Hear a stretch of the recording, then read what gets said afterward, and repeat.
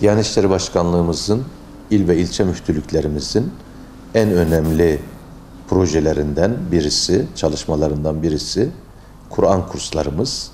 Onun içinde de en önemli çalışmalarımızdan, nadide çalışmalarımızdan birisi de yaz Kur'an kurslarımızdır. Okullarımızın tatil olmasının hemen akibinde çocuklarımızı camilerimizle buluşturuyor ve onları camilerimizin manevi atmosferinin içine dahil ediyoruz. Kur'an kurslarımızda onları ağırlıyor ve misafir ediyoruz. Bingöl genelinde 300 civarında camimizde, Bingöl'ün merkezi ve köylerle de 180 civarında camimizde, aynı zamanda merkezde 55 adet camimizde ve yine o kadar Kur'an kurslarımızda bu çocuklarımızı ağırlıyoruz ve onların manevi atmosferini, dinimizin ana temellerini tanımalarının fırsatını hazırlıyoruz. Bu bizim için çok önemli bir projedir. Onları biz böyle bir öğrenci, öğretmen havası içerisinde olmakla beraber aynı zamanda rahat, özgür bir şekilde camilerimizin yapısını, cami görevlilerimizin konumlarını, Diyanet İşleri Başkanlığımızın ve il ve ilçe müftülüklerimizin konumlarını, ezanın okunduğu yeri, namazın kılındığı yeri, hutbenin okunduğu yeri, vaazın edildiği yeri ve dedelerinin, babalarının, annelerinin namaz kıldıkları yeri bir fiil kendileri görmek suretiyle camilerimizin manevi atmosferinden çocuklarımız istifade etmektedir. Geçen sene yaklaşık 20 bine yakın öğrencimiz camilerimize misafir oldular. Çocuklarımız o manevi atmosferden istifade ettiler. Bu sene de inşallah çok büyük sayıda çocuklarımız camilerimizde bu dini bilgilerden istifade etmenin yollarını arayacaklar inşallah.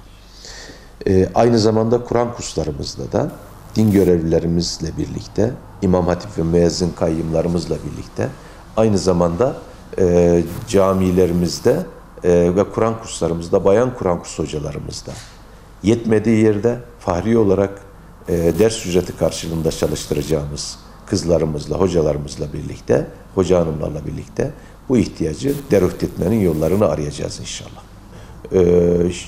Çocuklarımızın arkadaş ortamı çok önemli. Bütün kötü huyları, istenmeyen davranışları hemen hemen kötü arkadaşlardan, yanlış arkadaşlıklardan almaktadırlar.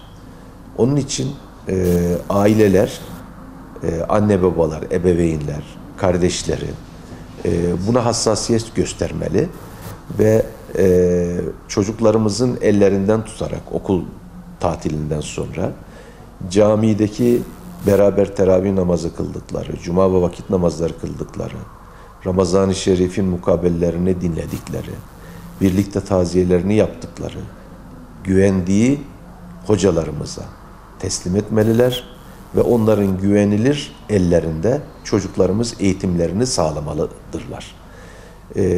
Burada günün tamamını camide geçirecek diye bir şey yok. Belli saatler zaten var. Yaklaşık 3 saat gibi, yani bunu 45'er dakikadan teneffüslerinde sayarsak, yaklaşık 3 saat gibi bir zaman zarfı içerisinde çocuklarımız camilerden istifade edecekler ve aynı zamanda da oyunlarını yine mahallede oynayacaklar, tatillerini yapacaklar. Bu sadece Bingöl için değil, Bingöl dışına tatile giden kardeşlerimiz istediği camide, istediği Kur'an kursunda hem tatilini yaparak hem de dini bilgileri istifade etmenin yollarını mutlaka bulmalı ve bu imkanlar orada sağlanıyor zaten. Ebeveynler buna dikkat etmeli. Kiminle arkadaşlık yapıyor, kiminle oturuyor, kiminle kalkıyor, akşam nerededir, gündüz nerededir? Kız olsun, erkek olsun bütün çocuklarımızı takip etmeliyiz. Onlara kızmadan, bağırmadan dinimizin ana temel unsurlarını anlatmalıyız ve ahlak-ı hamidiye ile bezenmiş bir nesli yetiştirerek Bingöl'ümüzün, dinimizin geleceğini, Ümmet-i Muhammed'in geleceğini onlara teslim etmeliyiz. Ben bu vesileyle 2019 yılında yaz Kur'an kursunun hayırlara vesile olmasını il müftülüğümüz olarak temenni ediyorum ve bu yaz Kur'an kursunda hizmet verecek İmam Hatip, Müezzin Kayyım ve Kur'an kursu hocalarımıza Cenab-ı Allah'tan sonsuz başarılar niyaz ediyorum. Yollar açık olsun. Her zaman yanlarındayız. Bingöl'ümüzün olumlu tüm işlerinde olduğu gibi bu yaz Kur'an kursu da bizim için önemli ve bunun yanındayız.